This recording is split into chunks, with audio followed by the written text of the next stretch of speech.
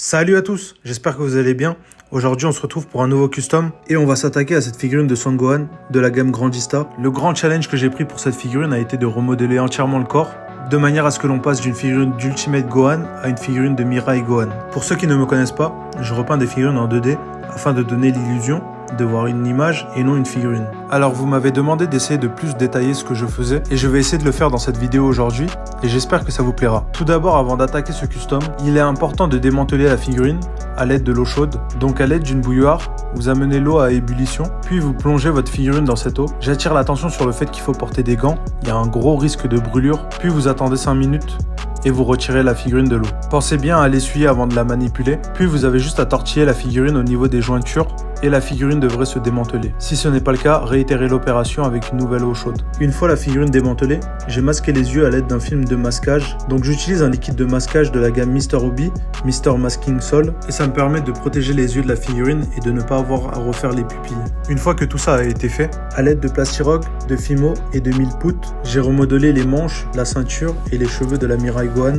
Bon, je vous avoue que j'ai pas énormément de conseils à vous donner sur le modelage. J'ai vraiment fait ça au feeling et ça m'a pris 10 heures à peu près. Puis j'ai appliqué un apprêt blanc sur toute la figurine à l'aide de l'aérographe et c'est ça qui va nous permettre une meilleure adhésion de la peinture sur toute la figurine. Puis, toujours à l'aide de l'aérographe, j'ai appliqué des couleurs sur cette dernière. Une fois le travail terminé à l'aérographe, on repasse au pinceau. Si tu aimes mon contenu, n'oublie pas de t'abonner, à commenter la vidéo et me dire ce que tu en penses, mais surtout à lâcher un gros pouce bleu. C'est vrai que ça peut vous paraître sans intérêt, mais lâcher un pouce bleu permet de soutenir les créateurs sur YouTube. Pour en revenir au custom, j'ai appliqué 4 schémas d'aplats de dégradé de couleurs sur le visage et les cheveux. Donc une couleur intermédiaire, une foncée, une claire et une très claire. Alors pour ceux qui me demandent comment je place mes ombres, j'essaierai de vous faire un tuto dans une autre vidéo, mais en attendant, vous pouvez vous référer aux vidéos d'artistes qui font du dessin, c'est exactement le même principe. Et puis j'ai procédé de la même manière sur le doggy, sur la ceinture, les bottes et les manches. Vous avez été aussi nombreux à me demander quelle peinture j'utilisais, donc j'utilise des peintures de la gamme Mr. Obi, Mr. Color. Ce sont des peintures cellulosiques, donc moi je vous les recommande, c'est une peinture qui s'applique très bien à l'aérographe, qui est très résistante au choc.